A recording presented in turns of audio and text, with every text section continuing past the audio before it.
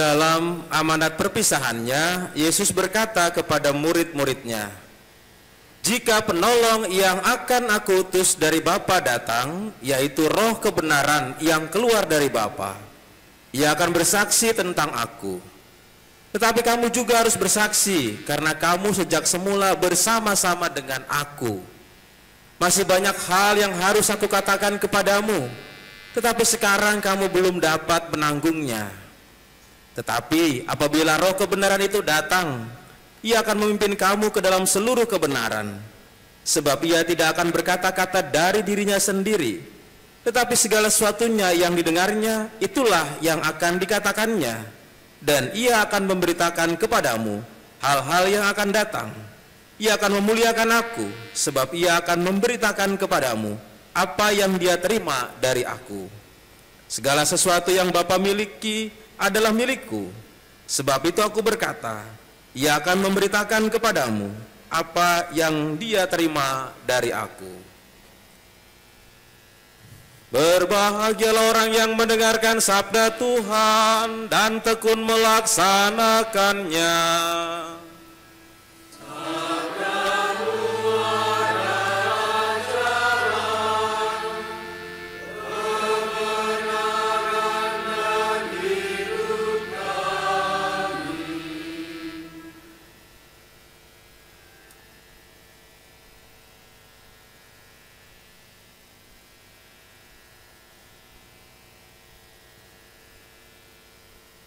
Bapak Ibu saudara-saudari, selamat malam. Tadi pagi saya misa jam 6. Setelah perarakan mulai itu, saya mendengar ada seorang anak nyeletuk, "Pak, Bapak, hari ini emang 17 Agustus, hari kemerdekaan Indonesia?" Bapaknya bilang, "Bukan, itu romonya pakai baju merah putih," katanya. Miss Dinar merah putih tuh, Prodiakon merah putih. Mungkin bapaknya nggak bisa jawab kali ya. Saudara-saudari juga mungkin bertanya demikian, tetapi saya yakin tidak. Tapi pertanyaan anak tadi kritis juga, kenapa pakai baju merah putih? Sebenarnya merah yang dipakai sebagai penanda bahwa liturgi hari ini menggunakan warna merah. Putih hanya pakaian dasar. Jadi tidak dihitung, jadi bukan merah putih, ini juga kebetulan merah putih, sangkanya hari kemerdekaan ya. Bukan, tetapi ini adalah sebagai suatu simbol dalam liturgi. Merah itu lambang kemartiran. Maka Pentakosta itu disimbolkan atau diidentikan dengan warna merah, bukan hanya menunjukkan kalau itu api yang berkobar-kobar, bukan. Tetapi adalah martir itu adalah suatu tanda di mana kemartiran itu menunjukkan darah, dan darah itu dipersembahkan sebagai sebuah kesaksian. Jadi merah itu melambangkan kemartiran yang identik dengan memberi kesaksian. Jadi Pentakosta menggunakan simbol atau tanda merah itu menunjukkan kesaksian, mau mengungkapkan kesaksian. Maka bukan ini hari kemerdekaan, tetapi adalah hari di mana kita harus bersaksi, menjadi saksi. Itulah Pentakosta. Tetapi sebelumnya mungkin perlu kita tahu bersama, Pentakosta itu artinya penta itu 50. Dahulu orang-orang tradisi Yahudi, sebelum kita merayakan Pentakosta yang seperti ini, mereka juga merayakan Pentakosta yang hari ke-50. 7 itu adalah angka yang paling sempurna dan angka yang keramat. Jadi kalau hari ke-7 adalah hari yang harus dikuduskan. Kalau kita melihat 50 itu dari mana dasarnya? 7 hari dikali 7 itu udah sempurna banget. 7 dikali 7, 7 hari dikali 7 hari jadi berapa hari? 49 hari. Nah, maka besoknya itu adalah perayaannya. Perayaan apa? Perayaan syukur atas kesuburan, atas berkat yang diberikan Tuhan. Maka itu disyukuri pada hari yang ke-50 oleh orang-orang dalam tradisi Yahudi. Dan para murid juga berkumpul pada saat Pentakosta, tetapi pada hari yang ke-50 setelah apa? Setelah kebangkitan Tuhan. Yesus wafat, bangkit. Kita kalau hitung dari hari raya Paskah kemarin sampai sekarang, Yesus naik ke surga 40 hari dan 10 hari lagi sekarang. Maka itu adalah hari ke-50. Kita tidak merayakan ya kesuburan tetapi atau berkat Tuhan, tetapi kita merayakan berkat Tuhan yang lebih besar lagi, yaitu adalah pencurahan Roh Kudus. Dan pencurahan Roh Kudus itu saudara-saudari, banyak orang yang novena 9 hari berturut-turut minta Roh Kudus. Roh Kudus datang, tetapi jangan salah atau salah fokus.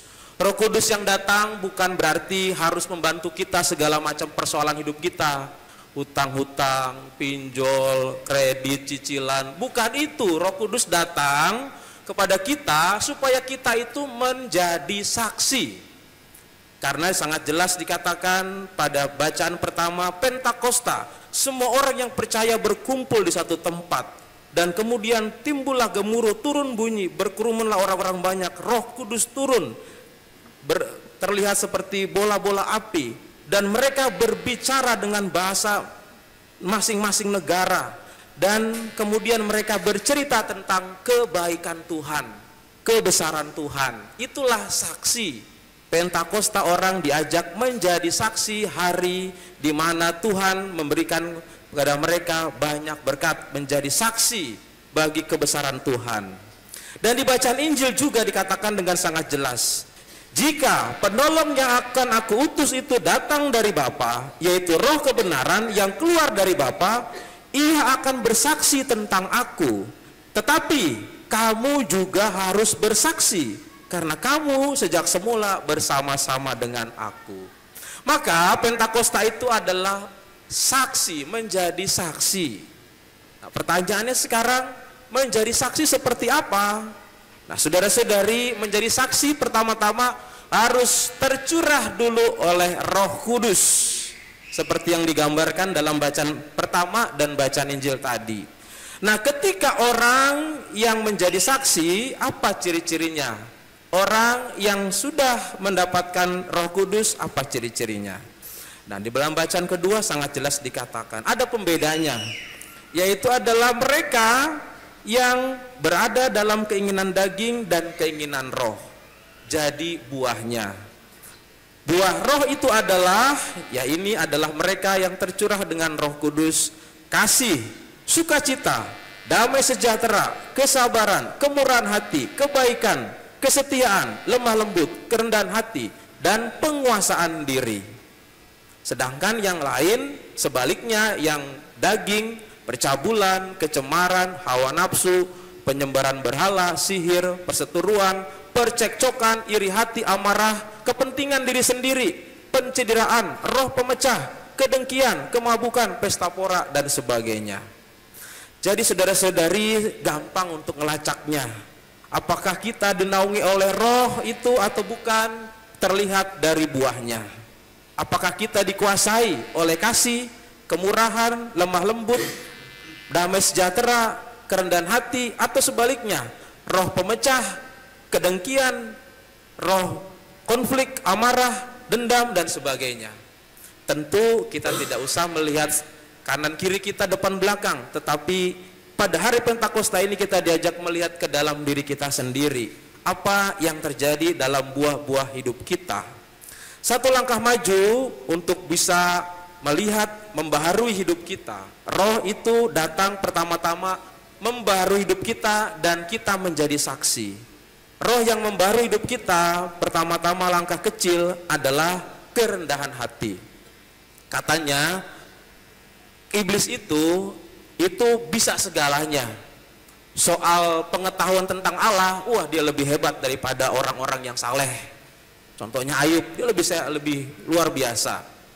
Tetapi ada satu hal yang tidak bisa ditiru oleh iblis, yaitu adalah kerendahan hati.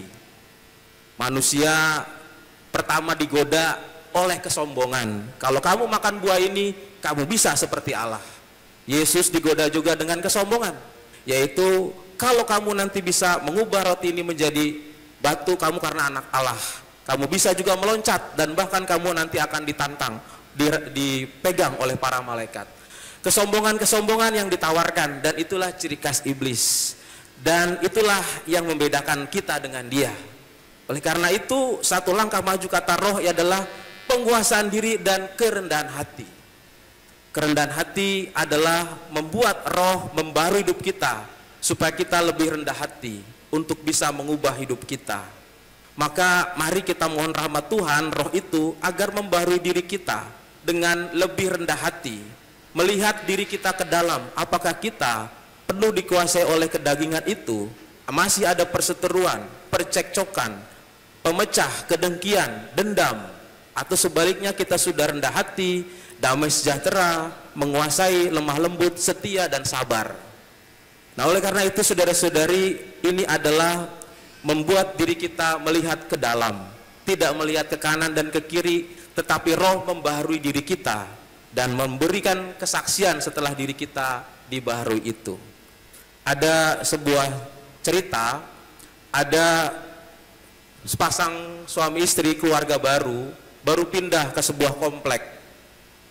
Dia belum kenal orang-orang, dan mereka biasanya setelah pagi-pagi mau berangkat kerja, suaminya, sang istri menyiapkan makanan dan makan berdua di meja makan.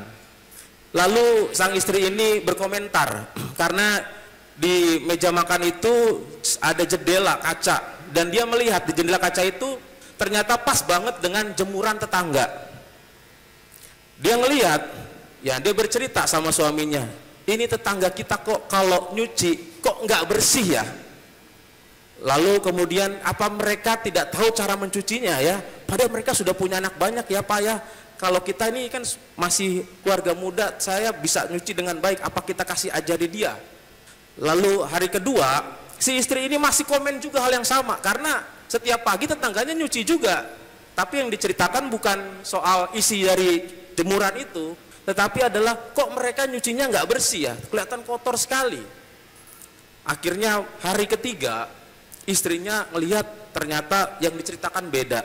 Pak, ternyata tetangga kita itu kok sekarang sudah bersih nyucinya ya. Apa kamu yang ngasih tahu cara cuci yang bersih kali ya? Kamu kasih tahu rahasia kita cara cuci yang bersih. Lalu suaminya bilang sama istrinya, tidak, pagi ini sebelum kamu masak, saya bersihkan jendela kita yang kotor ini. Jadi kamu bisa ngelihat lebih terang, ternyata bukan cucian mereka yang gak bersih, kaca kita yang kotor, katanya. Saudara-saudari, cerita itu juga menggambarkan kepada kita bahwa hari ini mari kita melihat ke dalam diri kita. Jangan-jangan kaca kita masih kotor, jangan-jangan kita juga masih punya segala macam hal yang membuat kita juga masih dendam, amarah, iri hati dan sebagainya. Moga-moga setelah pulang dari sini dengan dicurahi Roh Kudus ada pembaruan dalam diri kita. Bersikap lebih rendah hati, melihat ke dalam diri kita, kesalahan-kesalahan kita. Biarlah Roh membaharui hidup kita dan kita menjadi saksi tentang kasih, tentang sukacita, tentang damai sejahtera, dan juga kemurahan hati, dan juga memberikan kebaikan bagi sesama kita. Maka langkah kecil yang kita buat, marilah rendah hati, melihat kerapuhan dan dosa-dosa kita, dan baruilah hidup kita. Semoga Tuhan memberkati kita. Amin.